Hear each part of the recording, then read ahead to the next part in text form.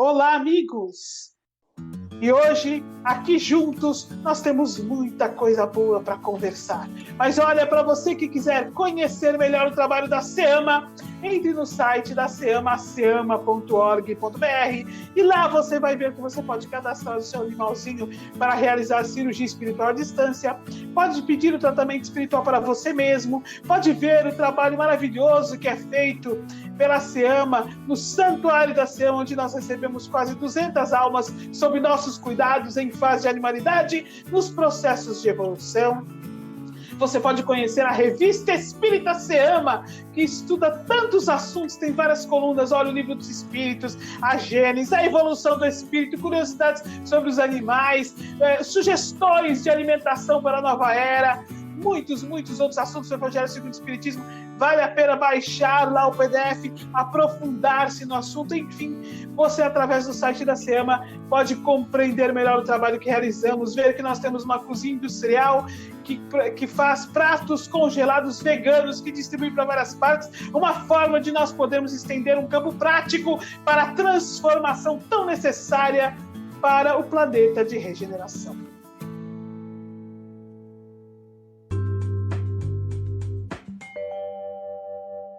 Com alegria, nós nos reunimos novamente para falar sobre a doutrina espírita, sobre a alma dos animais e sobre os caminhos que o mundo vai fazendo, abrindo os campos, a fim de que nós, que vamos tomando consciência de que os animais são nossos irmãos, nossos parentes mais próximos, possamos, desta maneira, nos posicionar melhor no planeta Terra, nos colocar como representantes dessas crianças que nós tanto amamos, nos fazermos multiplicadores das verdades consoladoras da doutrina espírita, nos fazermos a voz deles em suas dificuldades, a fim de que possamos realmente adentrar a regeneração com os caminhos do amor, com as trilhas do Evangelho, com o amor ao próximo, realmente estruturados no planeta, de maneira que as leis divinas se tornem efetivamente as leis humanas, num conjunto de fraternidade e esperança.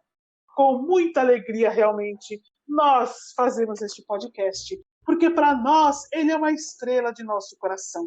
Neste momento, nós aprendemos a ouvir melhor os animais, a conhecer mais a fundo a doutrina espírita.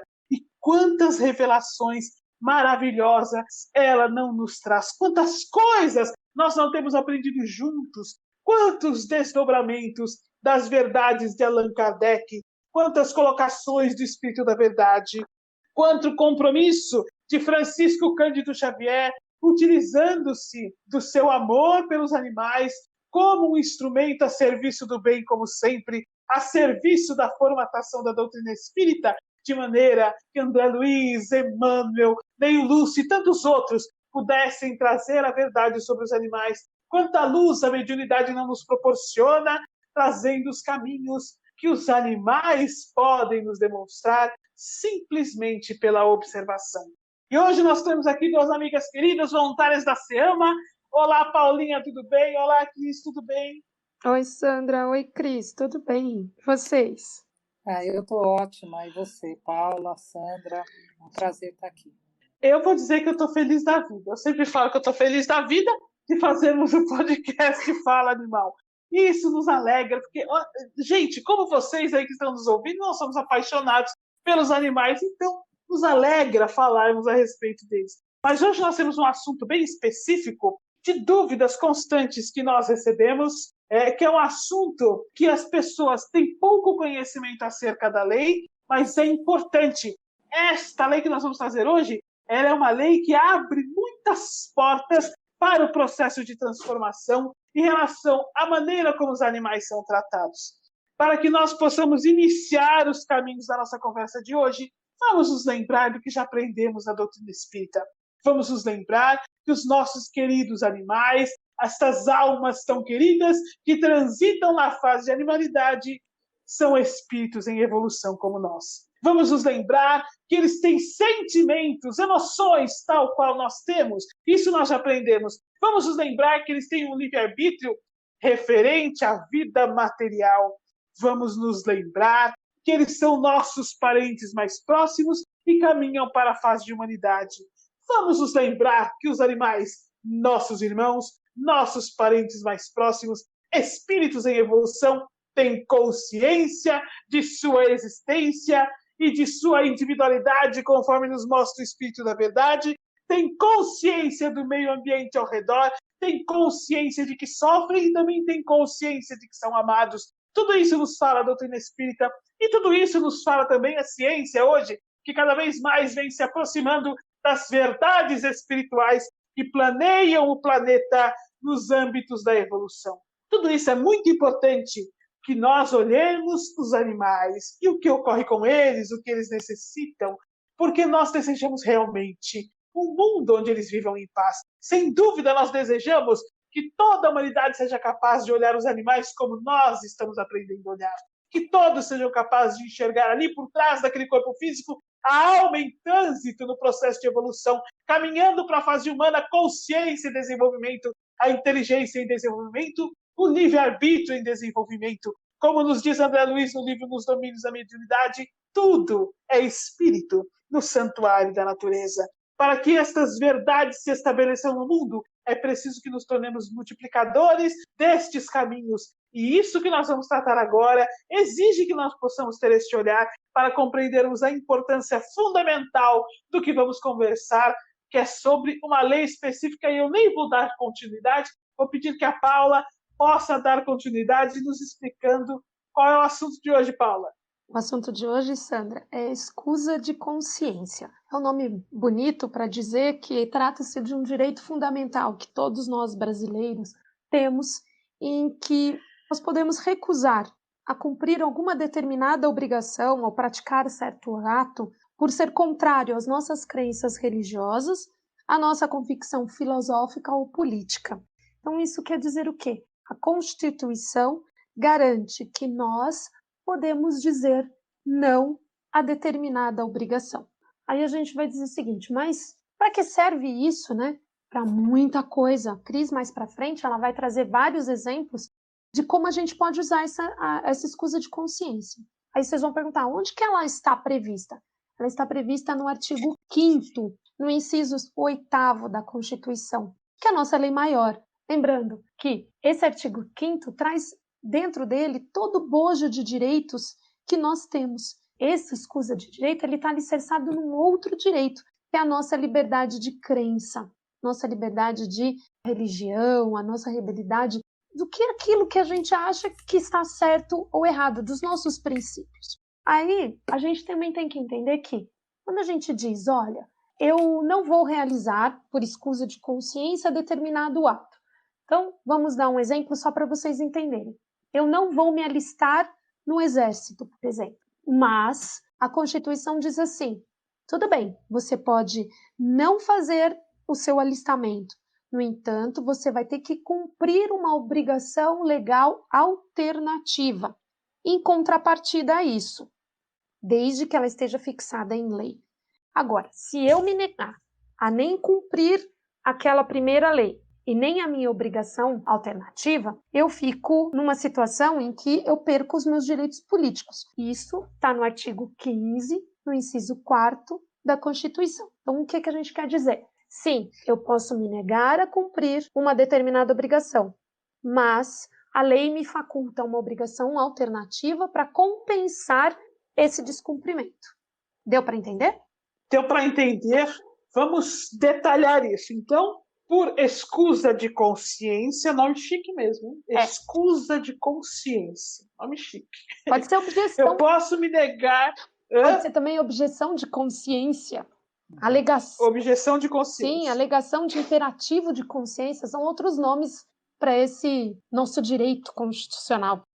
Então, por escusa de consciência, eu posso, por exemplo, como um aluno de medicina veterinária, me negar a assistir às aulas práticas com os animais. No entanto, quando eu o fizer, há uma determinação que diz que eu tenho que fazer algo alternativo. Eu não posso simplesmente não fazer a aula, eu preciso fazer algo alternativo que está previsto em lei, inclusive. Sim, ou num regulamento, considerando que a faculdade de medicina veterinária ela não vai ter, talvez, uma lei específica para isso. Mas, em algumas situações, o regulamento da universidade também pode ser considerado como lei. A partir do momento que eu me nego a realizar aquela aula, eu tenho que compensar com uma obrigação alternativa que a universidade tem que me oferecer. E lembre-se, essa alternativa é uma garantia constitucional também, ela está prevista. Então, não dá para a autoridade ela se negar a me dar essa alternativa. Tem que ficar bem claro. Nós temos o direito de recusar a realização de um determinado ato, nós temos a obrigação de cumprir a obrigação alternativa e a autoridade ou a pessoa responsável, ela tem o dever de me fornecer essa obrigação alternativa. Captou? Eu captei. Eu espero que o ouvinte tenha captado. Será que eu preciso dar uma explicadinha melhor? Eu acho que ficou bem claro. Se precisar, a gente, depois dos exemplos, você cita melhor, aprofundando um pouco esse assunto, não é verdade? Isso. Vamos primeiro entender, que o ouvinte que está aí prestando atenção pode pensar assim, mas por que está se tratando deste assunto? Porque este assunto é importante. Porque, olha, nós que gostamos tanto dos animais, nós que amamos tanto os animais, nós os vemos como seres sencientes que são. Ou seja, nós, por observância, por convivermos com eles, por estarmos ali no relacionamento profundo de espírito para espírito, conforme já nos conversamos, percebemos a capacidade deles de se relacionar conosco. Nós percebemos que eles têm consciência de si mesmos, que eles atendem pelo nome. Nós percebemos, por exemplo, que eles reconhecem o ambiente. Eles sabem onde é a casa deles. Eles sabem quando eles estão num ambiente que os desagrada. Eles apresentam medo. Eles sentem fome. Eles sentem frio. Então, nós observamos essa gama de situações. Nós notamos neles sentimentos. Nós notamos que eles são capazes de amar. Nós notamos que eles têm ciúmes. Nós notamos que eles são solidários, são fraternos.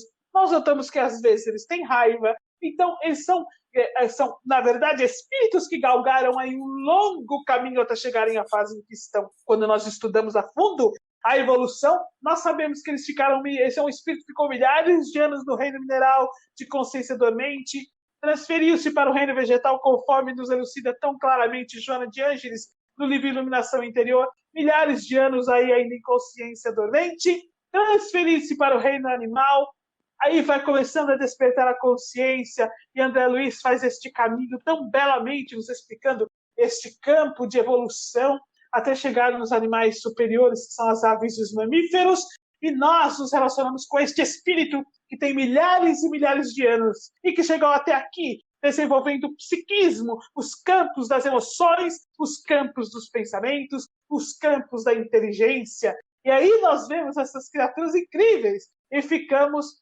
aqui entre nós, amigo ouvinte, babando por aqueles que ficam em nosso lar, não é verdade? E aí nós começamos a pensar como as pessoas podem fazê-los sofrer.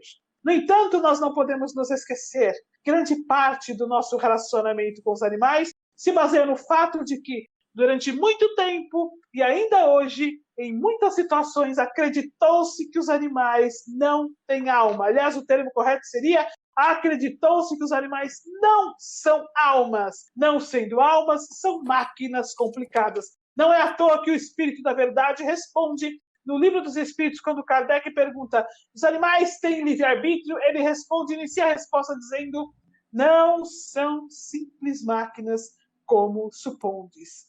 Porque na fase em que foi se terminando o processo de Inquisição, em que os grandes pensadores vieram trabalhando ali em 1600, 1600 e pouco, retirando o pensamento dos dogmas da Igreja e fazendo um pensamento alternativo, Descartes tentou demonstrar, na verdade, quando se estuda a fundo, que os animais pensam e, por pensarem, têm almas. Mas como ele estabeleceu um método que nós usamos até hoje, que é o método cartesiano, quem não aprendeu na escola, né?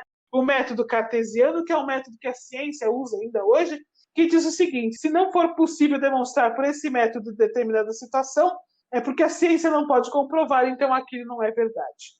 Ele concluiu, porque ele não conseguiu demonstrar que os animais pensavam, que os animais eram máquinas ultra complicadas. E isso, junto ao pensamento antropocêntrico de que o homem é o centro do universo, fez com que nós passássemos a ver os animais como realmente máquinas ultra complicadas, sem a capacidade de sofrer, incapazes de terem emoções, sem consciência, puramente instinto. E os utilizássemos, então, como máquinas para o que quiséssemos. grande parte do desenvolvimento do nosso ensino, principalmente na área médica, na área biomédica, na área da psicologia, se baseia na utilização. Vou usar este termo mesmo, na utilização, porque se vê os animais como máquinas, na utilização dos animais como instrumento de aprendizado através de determinadas, diversas situações que nós nem vamos aprofundar aqui, nem vamos descrever, mas são tristes situações. É o que se chama de experimentação. No caso da utilização em cirurgias, por exemplo, de vivissecção, enfim, os animais são usados como um instrumento de ensino, como se eles fossem um computador, como se eles fossem um caderno, como se fossem a caneta, como se fossem o tubo de ensaio, como se fossem o microscópio. Simples máquina ali como um instrumento para que o aluno possa aprender. No entanto, meus amigos, nós sabemos, e a ciência já comprova, que aquela simples máquina, na verdade, é um corpo que traz em si um espírito reencarnado. Um espírito com sentimentos e emoções, um espírito que tem noção do sofrimento, um espírito que tem dor, que tem medo, e eles ficam aterrorizados nessas situações tristes e infelizes pelas quais eles passam. Então, hoje, uma nova consciência vem se formando no mundo. Muitos alunos, ao adentrarem as escolas, as faculdades, mais conscientes da condição dos animais, como seres dotados de sentimentos e emoções, seres sencientes, com consciência, com capacidade, principalmente o que eu vou formar aqui como uma frase importante, com capacidade de sofrer, de notar que está sofrendo, de ter medo, de sentir, ficar encolhidinho, de pedir ajuda. Muitos desses alunos buscam caminhos para não terem, pelo menos eles, de se tornarem instrumentos do sofrimento desses animais. E isto vem crescendo. E eles se utilizam desta lei que a Paula começou a falar para nós, que é a lei de escusa de consciência. Depois a gente vai até abordar essa questão também das universidades, das escolas, mas um exemplo interessante em relação a isso é dos estudantes, geralmente vestibulandos. Isso acontece muito porque os vestibulares ocorrem aos sábados e domingos, né, aos finais de semana, geralmente, e muitos vestibulandos, por serem adventistas, da Igreja Adventista do Sétimo Dia, eles não podem, por motivo de crença, fazer o vestibular nesses dias, né? Principalmente no entardecer da sexta-feira até o entardecer do sábado. E isso ocorre muito seriamente para eles, e eles têm essa prerrogativa, né? A maioria entra com essa, principalmente nos grandes vestibulares das universidades públicas, né? E eles conseguem fazer em dias diferentes. Eles acabam fazendo a alternativa, como a Paula mencionou, eles cumprem isso em outro local, em outra data, que não sejam os finais de semana, o sábado, ou entardecer da sexta, ou entardecer até o entardecer do sábado. Isso ocorre também em relação a professores, que agora, por conta da pandemia, vão ter atividades de reposição de aulas, né?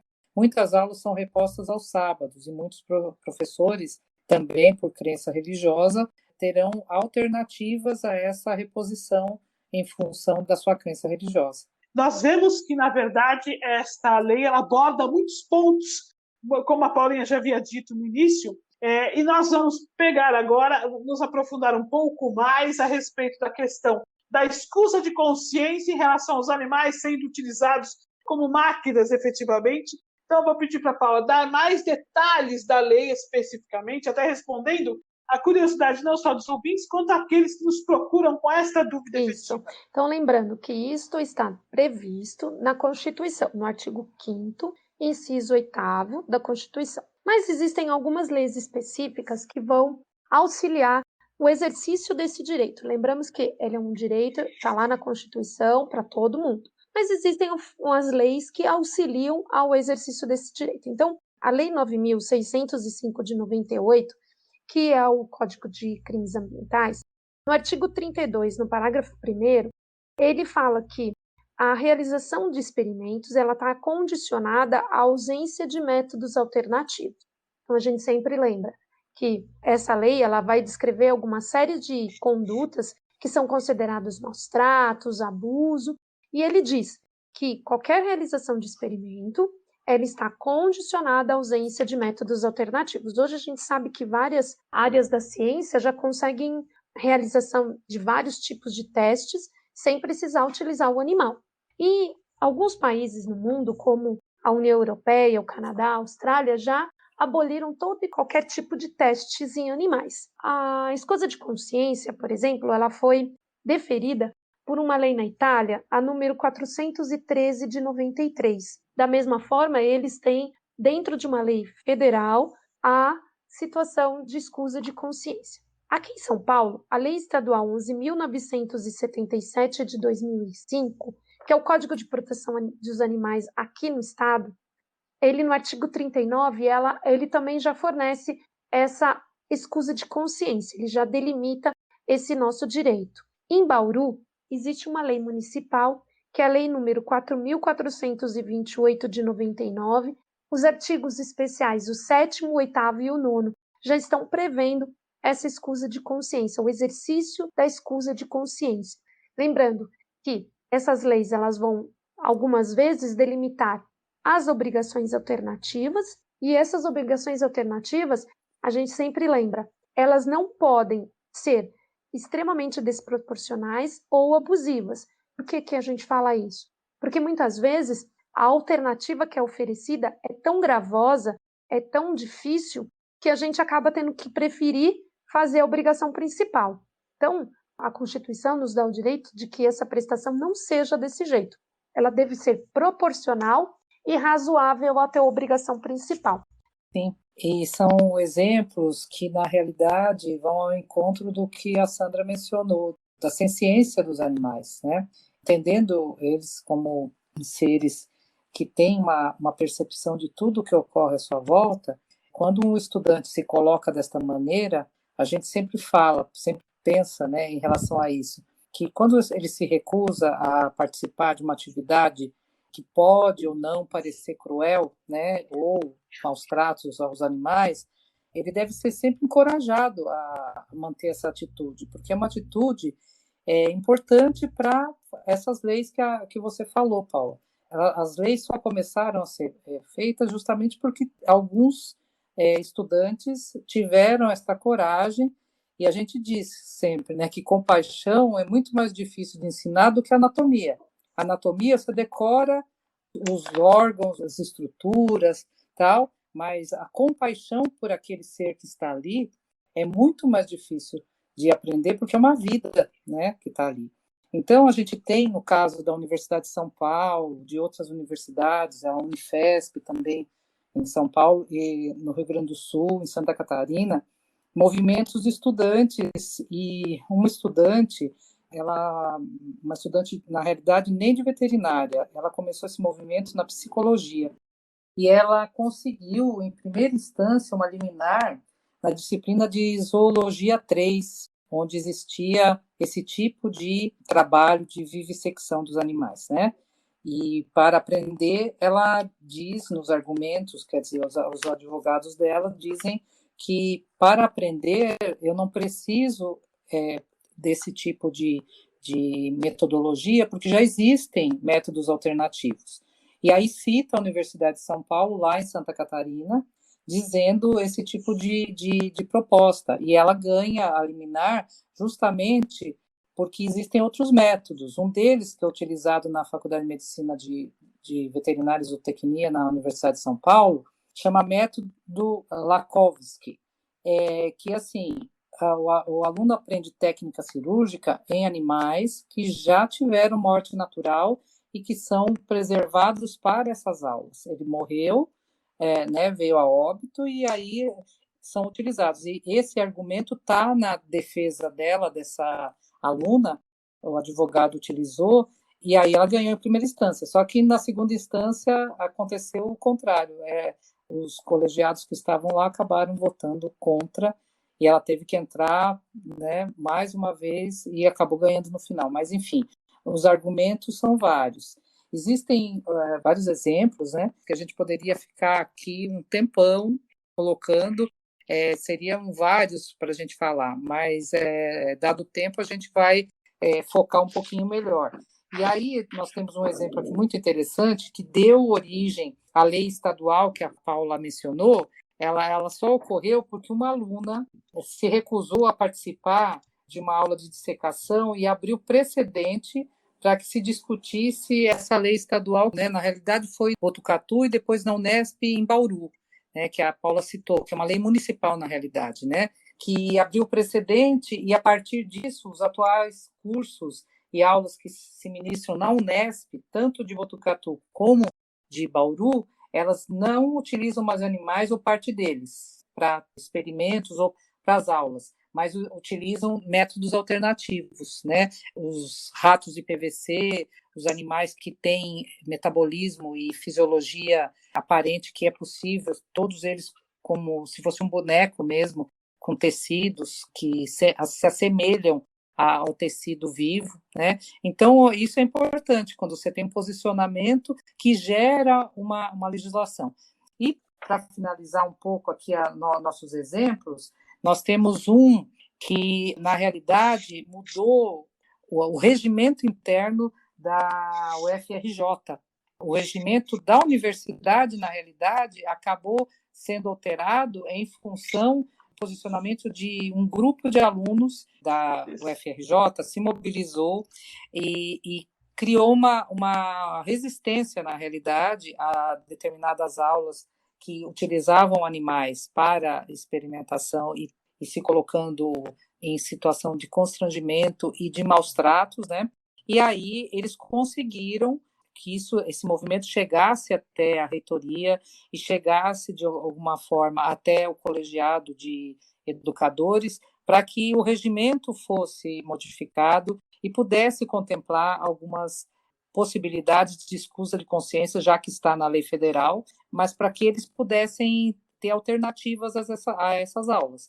Então, esses são alguns exemplos que a gente pode dar aqui. Perfeito, meus amigos. Olha só. Vamos trazer um campo de entendimento sobre tudo que nós conversamos aqui e perceber uma situação muito importante. Eu vou pegar um gancho do que a Cris falou para nós. Ela disse assim, olha, é muito mais fácil ensinar anatomia do que ensinar compaixão. A verdade é que o Evangelho ensina compaixão. É imprescindível educarmos o jovem, educarmos a criança, estimularmos o comportamento natural de compaixão, de amor aos animais que eles tiverem.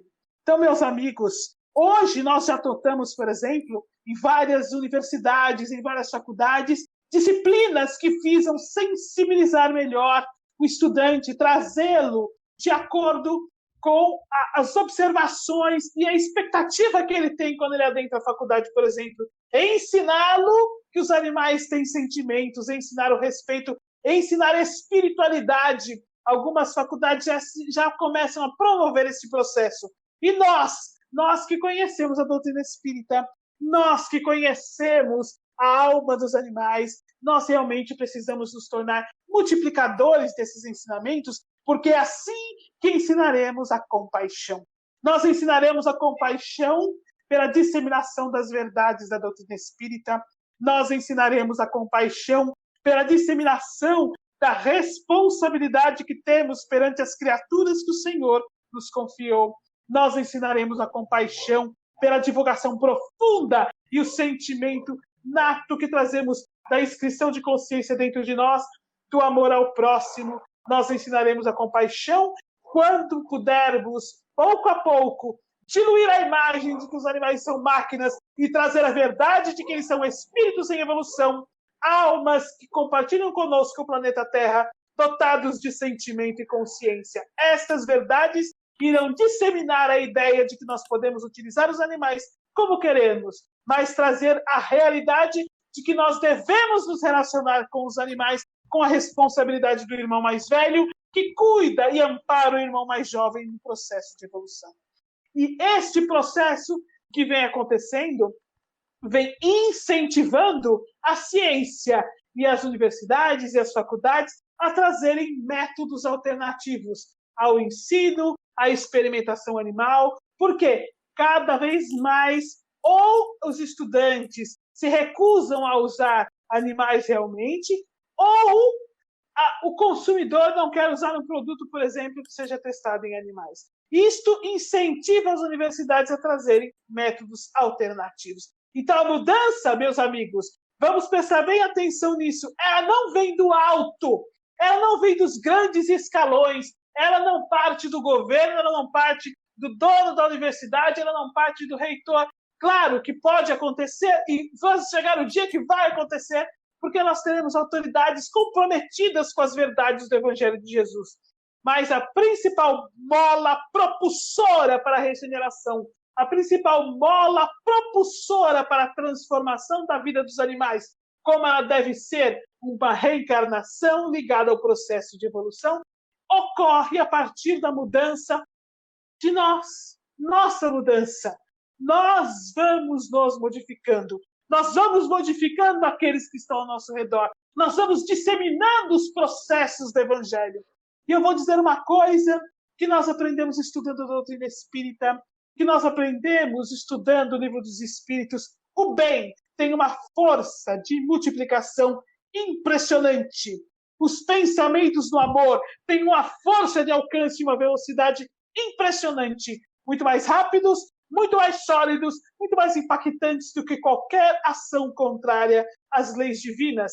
Isso nos ensina André Luiz no livro Mecanismos da Mediunidade, quando ele fala sobre o pensamento das criaturas. Ele nos mostra que as ondas de pensamento ligadas ao bem, elas são mais curtas, de uma velocidade muito maior e muito mais sólidas, permanecem por muito mais tempo. Portanto, meus amigos, a nossa modificação no bem, o nosso estímulo em fazer com que os animais sejam vistos como eles realmente são, terá uma força propulsora muito maior nessa mudança.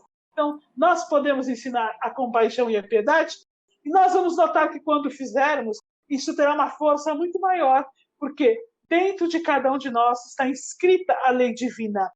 E quando se abre um caminho de transformação, nós conseguimos tocar esta consciência. Muitas vezes você, ouvinte, que está aí conosco, fica pensando, mas olha, eu não sei se nós vamos conseguir modificar as pessoas. E eu posso dizer que todos nós somos a prova viva.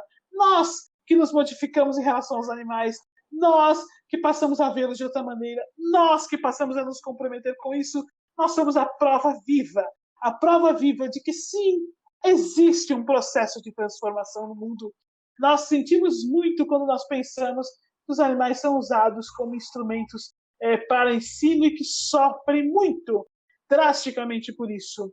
Mas não há dúvida nenhuma de que nós podemos modificar isso, simplesmente nos tornando multiplicadores destas verdades que nós tanto discutimos.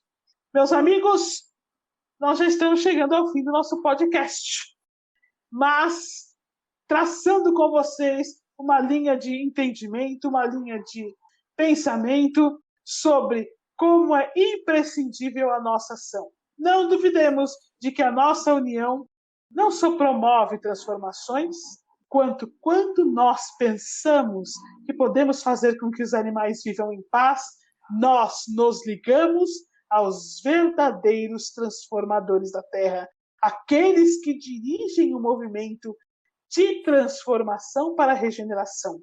Então, caminhos se abrem para que nós possamos auxiliar os animais de maneira que nós nem imaginávamos. Eu vou pedir para a Paulinha e depois a Cris fazerem suas considerações finais. O que eu quero dizer é que nós temos que ter coragem de exercitarmos a nossa liberdade de consciência. E isso quer dizer que, muitas vezes, nós vamos enfrentar situações em que vamos nos colocar ao lado, vamos nos olhar diferente. Mas sim, se nós temos convicção daquilo que nós pensamos e que nós sentimos, sim, a gente tem que ter coragem de lutar. E usar a escusa de consciência, que é uma oportunidade, porque ela está prevista na nossa lei maior.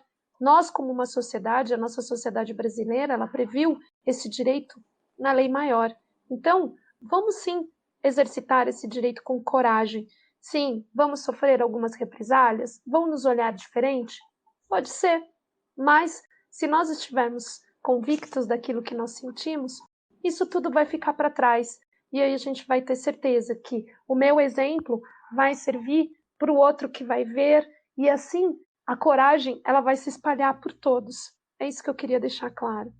Bom, eu queria despedir de vocês, dos ouvintes, da Sandra e da Paula, agradecendo essa oportunidade e dizendo que, para nós, a vivência do amor nesses trabalhos dentro das universidades, eu acho que é uma coisa que nós temos que investir mais. É muito importante, é muito tranquilo a gente ensinar uma técnica que você aprende com prática e exercício, do que ensinar a amar e a respeitar uma vida.